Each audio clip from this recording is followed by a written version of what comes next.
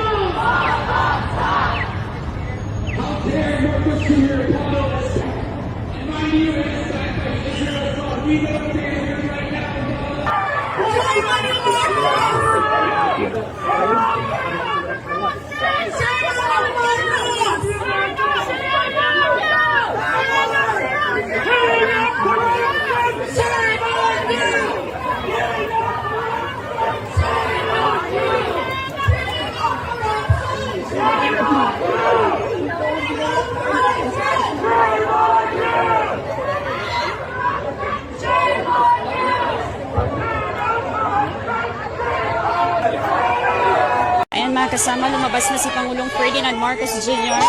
ng Jollibee Store. Kasabay nito nagsilabasan yung mga nagkikilos protesta dito sa Vancouver, Canada. Kasabay rin ng kilos protesta nila at na event ni Pangulong Marcos, malakas ang ulan dito sa Vancouver.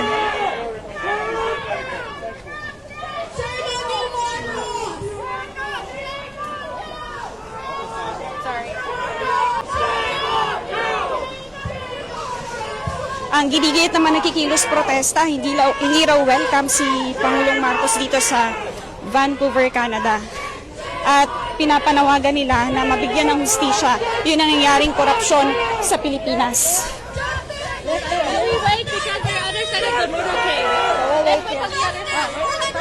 Hanggang dito sa paglalakad ni Pangulong Marcos, sinusundan siya ng mga nakikilos protesta.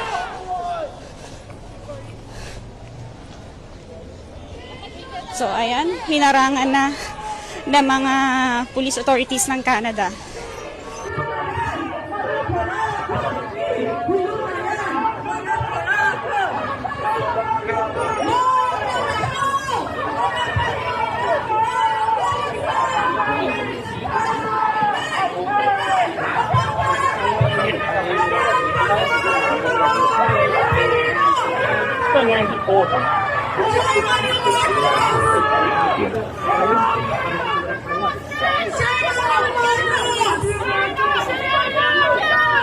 President Marcos back to Canada. He has been here several times to enjoy Canada, and now he's here to work. And we're very grateful for this visit. More than 1 million Canadians, Filipino heritage.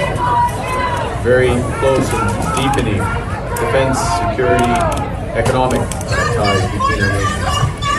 The President's leadership of ASEAN in a critical year, critical time for Asia, for the world.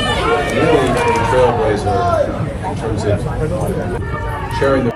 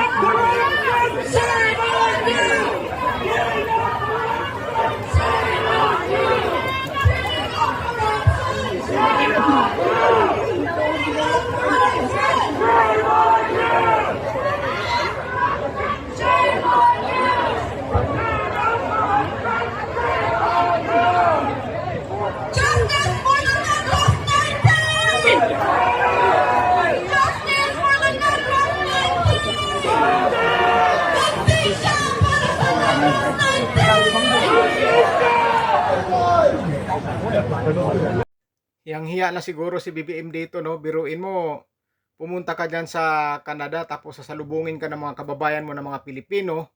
Tapos ang nakalagay pa dyan sa sulat nila ay Marcos Layas. Hindi siya welcome ng mga Pilipino dyan sa Canada. Hindi naman siguro lahat, pero biruin mo, sasalubungin ka ng ganyang protesta. Ayan, nakangiti lang, oh. Kangiti lang. Mukhang manhid na to si Pangulong Bongbong Marcos, eh. Ayan, oh. Nakangiti lang. Kahit sinusundan na siya ng mga nagpuprotesta laban sa kanya o laban sa pagdating sa kanya dyan, hindi siya welcome na pumunta siya dyan. Biruin mo, kapwa mo kababayan Pilipino. Tapos ang nakalagay dyan sa pagsalubong sa iyo, Marcos Layas. Pero nakuha pa rin ngumiti. Pero baka sa ilalim niyan, sa loob-loob niyan, galit na yan siguro. Baka mamaya ipapatawag na yung sino man yung mga ano dyan na opisyal ng gobyerno dyan na bakit ganun nangyari ang sinalubong ako ng protesta. Galit na siguro yan. Gagalit na yan pero nakangiti lang. Pero sa loob-loob niyan, grabe na po yung galit at hiya niyan. Kaya baka ipapatawag yung ano diyan, yung ambasador diyan na Pinoy. Ipapatawag niyan, sabihin niya bakit ganun, napapahiya ako sa pagdating ko. Sasulubungin ako ng mga Pilipino tapos ang nakasulat doon, Marcos Layas. 'Di ba? Sobrang nakakahiya 'yan. Mga kababayan mo mga Pilipino, imbis na igagalang ka diyan, sasalubungin ka ng maganda, pinapalayas ka pa. Dahil yan sa mga ginagawa kasi hindi nagustuhan ng mga taong bayan.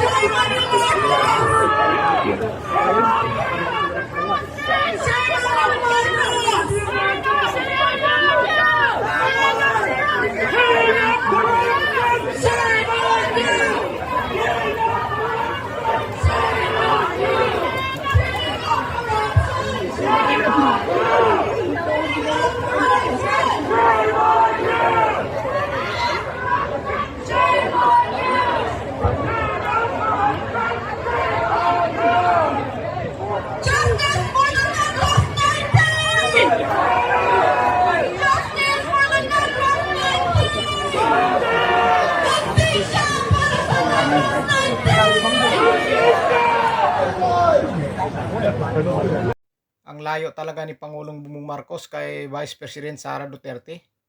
Napakalayo po talaga kasi pag ang Vice Presidente pumunta sa ibang bansa, sinasalubong po siya ng mainit ng mga Pilipino. Dinudumog po talaga siya ng mga tao kapag pumunta si VP Sara Duterte sa ibang bansa. Dito naman kabaliktaran naman dito kay Pangulong Bongbong Marcos. Imbis na sasalubungin siya ng mainit na pagsalubong, protesta ang napala niya.